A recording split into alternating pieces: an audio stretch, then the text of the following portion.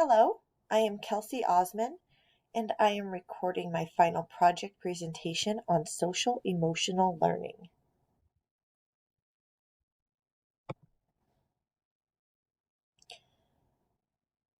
When coming up with a classroom problem, I really thought about my classroom experiences and the things that hinder learning in my classroom. And it kind of relates back to the effects of the social emotional learning skills in my classroom. I chose social emotional learning as my particular problem because students have a lack of self awareness and positive self concept.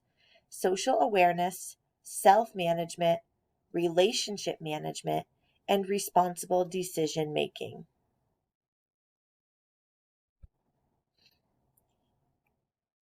When I was thinking of the themes in the research, as I was researching, these were the three themes that really stuck out: um, social emotional learning, academic achievement, and technology infusion.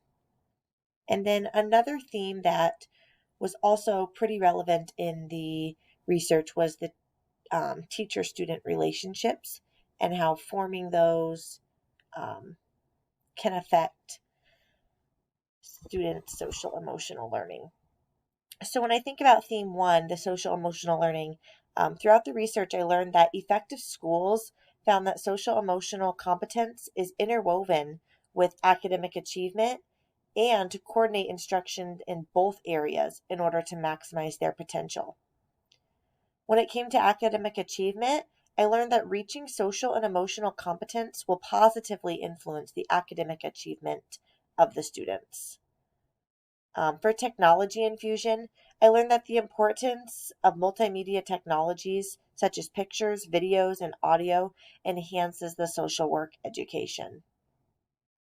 And then, as far as teacher student relationships, just bonding with those kids and giving them um, that needed relationship to show that you care about them is very beneficial in their social emotional learning and their academic achievement.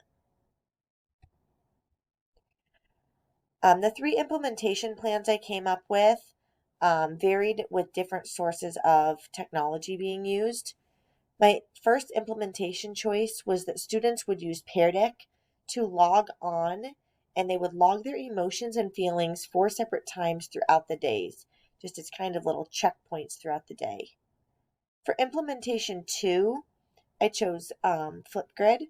So students will use Flipgrid as an online video discussion based off of a pre-assessment to engage with students having issues or struggling with similar things to them.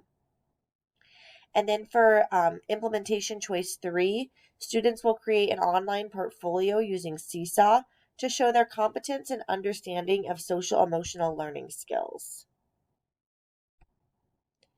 My implementation choice that I ended up going with was plan two, which was Flipgrid. So students would start with a pre-assessment through Pear Deck.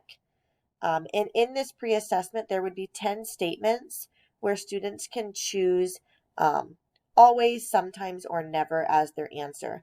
The 10 statements that I would list would be: I get along with my peers, I am afraid of going home, I lose my temper easily, I work hard at school, I am stressed easily, I worry about having food at home, I make friends easily, I feel upset often, I struggle to focus in school, and I get a good night's sleep. Some of these questions reflect back onto that second step program that is a social emotional learning curriculum that I have seen throughout the research being used. So here's an example of a Pear Deck slide for the students to use. And if you want to kind of visit that, you can click on the link below here. So the statement would say, I lose my temper easily, and then I always include a picture to help them understand what that means. And they would choose always, sometimes, or never. The teacher would then evaluate the answers and group students accordingly. They will respond to me and to their peers to help each other come up with problem solving strategies, show emotional support, and build a network of safe people. Being able to enhance their problem solving skills and reduce their avoidance of stressful situations will greatly benefit the classroom climate.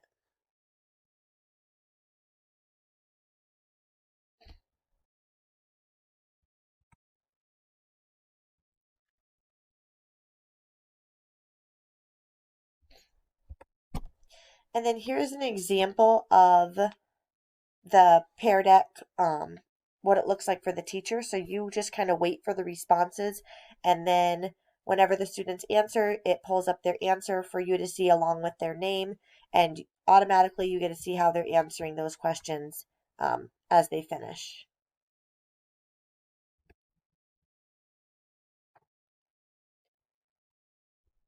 So then this would be a Flipgrid group I create, and so this is for group 3, and these would be prompts that they respond to through video.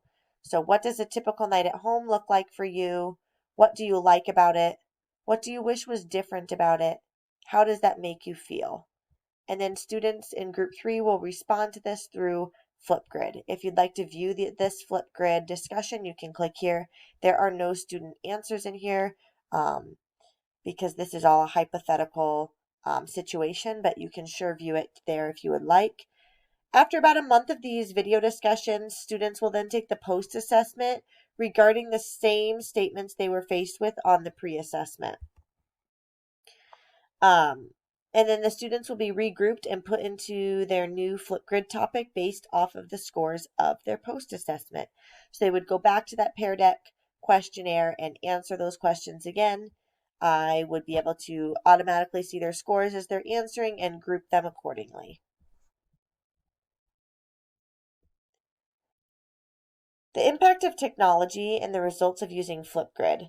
So similarities is that it has a video style conferencing. Due to COVID, a lot of teaching was done through Google Meets and Zoom. So this would be a similarity for that technology of past researchers, and they use some of these same interventions. However, I did not come across any using Flipgrid. So some differences would be that I'm using Flipgrid, obviously, and then the pre and post assessments use different forms of technology. So a lot of the research use this same exact form of technology throughout the entire intervention. I am choosing to use Pear Deck alongside Flipgrid. I'm also choosing to regroup students monthly and provide feedback to my students via video. The strengths and weaknesses of my chosen plan on classroom issues today and solutions to those. Strengths would be that students are independently working on this activity at given times. I do not have to monitor them working on this.